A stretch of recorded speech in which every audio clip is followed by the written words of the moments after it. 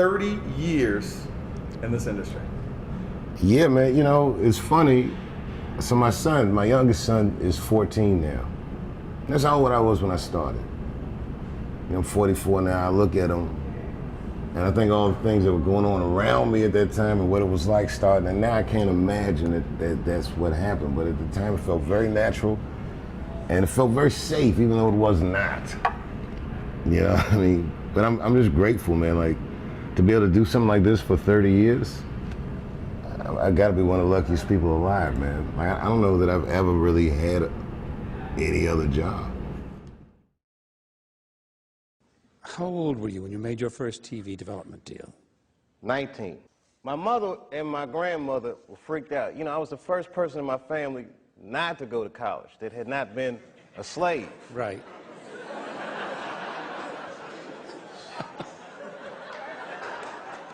So I was really breaking from tradition, and it was like a graduation lunch we were having, and they had my dad come and talk to me, and my dad takes me outside, and he's like, listen, and this is some advice that applies to all you acting students. He says, to be an actor is a lonely life. Everybody wants to make it, and you might not make it. And I said to my dad, well, that depends on what making it is, Dad. He was a smart-ass kid. Yeah. It depends on what making it is, Dad. He says, what do you mean? I said, well, you're a teacher. I said, if I could make a teacher salary doing comedy, I think that's better than being a teacher. And he started laughing. He said, if you keep that attitude, I think you should go. He said, but name your price in the beginning. If it ever gets more expensive than the price you name, get out of there. Mm-hmm.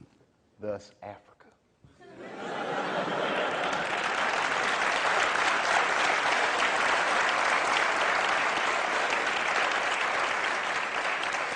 When Martin Lawrence was in that chair, we talked about Blue Streak. I love that dude. He played a role in your life, I believe. How do you feel about him as a person and as an artist? Martin Lawrence is the guy that showed everybody you can make it from D.C. to Hollywood. And I had a personal stake in his success. Every time he did something, it made me feel inspired and really good. And he was always real nice to me. He'd sit me down, what's going on with you, baby boy? What? We'd talk about comedy, whatever. And, you know, when we did Blue Streak, we were promoting it, and Martin had a stroke. He almost died. And then after that, I saw him, and I was like, oh, my God, Martin, are you okay? And he said, I got the best sleep I ever got in my life. That's how tough he is. So let me ask you this. What is happening in Hollywood that a guy that tough will be on the street waving a gun, screaming, they are trying to kill me? Yeah. What's going on? Why is Dave Chappelle going to Africa? Why does Mariah Carey make a $100 million deal and take her clothes off on TRL? A weak person cannot get to sit here and talk to you. Ain't no weak people talking to you. So what is happening in Hollywood? Nobody knows. The worst thing to call somebody is crazy, is dismissive. I don't understand this person, so they're crazy. That's bullshit. These people are not crazy. They're strong people. Maybe the environment is a little sick.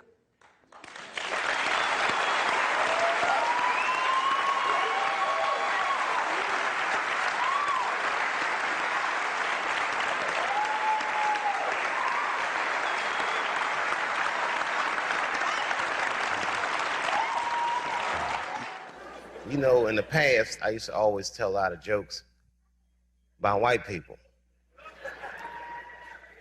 And I know there's a lot of white people here with us tonight.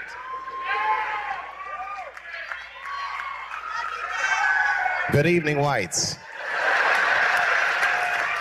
Everybody knows what it's like to be embarrassed or to be felt marginalized. The implication is authority. Nobody likes authority figures. When I say jokes about white people, don't think for a second that I'm talking about you.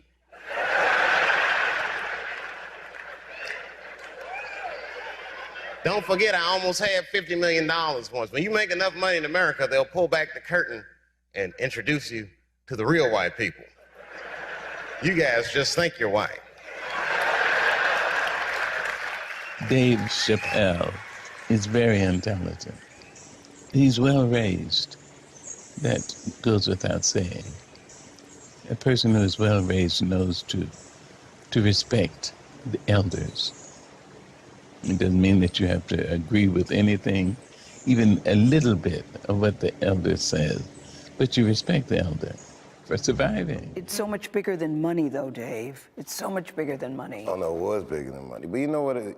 I watched one of these nature shows one time, and they were talking about how a bushman finds water when it's scarce. And they do what's called a salt trap. I didn't know this. Apparently, baboons love salt. Okay. So they put a lump of salt in a hole, and they wait for the baboon. The baboon comes, sticks his hand in the hole, grabs the salt makes his hand bigger, and he's trapped. He can't get his hand out. Now, if he's smart, all he does is let go of the salt. Baboon doesn't want to let go of the salt. Then the bushman just comes, takes the baboon, throws him in the cage, and gives him all the salt he wants. And then the baboon gets thirsty. The bushman lets him out the cage. The first place the baboon runs to is water. Bushman follows him, and they both drink to their fill. And in that analogy, I felt like the baboon. But I was smart enough to let go of the salt. Well, veteran of comedy, people look to you to kind of clear the fog that we as Americans go through. I know you take that seriously, but is that a big burden on you, that people look to you for clarity, they look for you for truth? I think that it's a symptom of just how maybe bankrupt our society is right now, that we're looking to our entertainers for this type of guidance. But when things are obscure, artists do try to tell the truth. Sometimes it's not like they're looking for the truth. Sometimes they just want to hear their truth come out of somebody else. Like, why don't, you know what I mean? So I don't look at it as a burden, or I don't even look at it as a responsibility. I just think it's the nature of the genre. And I think that one of the things that's special about our genre in this day and age is that it's very engaging. It's very personal. And I think in this cyberspace world that people need an entertainer that looks them in the eyes and says the things that they feel. For all the things that I've done, I'm most renowned for what I didn't do. I've made decisions in my career that a lot of people have called insane.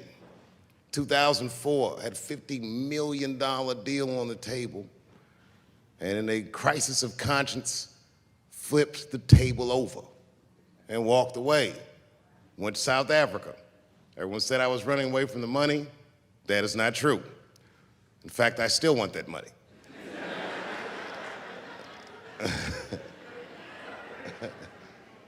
The idea that I wanted to just share with you guys is the idea that sometimes you do what you think is best, whether anybody understands it or not. I heard a story about my father where someone told me he used to do statistics for a company in DC. The company he did statistics for started doing business with the South African government, so he quit his job. It's caused a lot of problems between him and his wife. It's hard for a man when he can't provide for his family the way he wants to, and he suffered through it. And a generation later, when I had my crisis of conscience, I was able to go to a free South Africa and get away from the heat. This idea that what you do in your lifetime informs the generations that comes after you is something I keep thinking about, something that is so much bigger than just ourselves. I just want you guys to remember, you know, that right now there's this thing where ethics aren't what they used to be. This idea that people are trying to replace the ideas of good and bad with better or worse. And that is incorrect.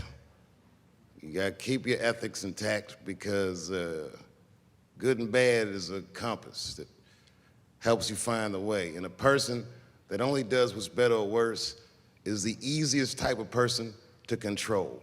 They are a mouse in a maze that just finds the cheese.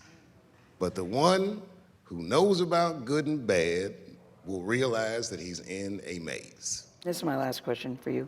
You don't do many sit-down TV interviews. Why is that? Because so much of an answer depends on how you feel any given day, but it lives forever. that your opinions about things can change, your view of yourself can change, and yet this is on a permanent record. Like Donald Trump, he complains about it because someone can look at him and say, well, you said in 1984 that this, that, or the other, and that's the cross you have to bear when you engage the press. And more important than that, I talk for a living, so I don't want to blather about me blathering. You know what I mean? I just want to, I'd rather just do it.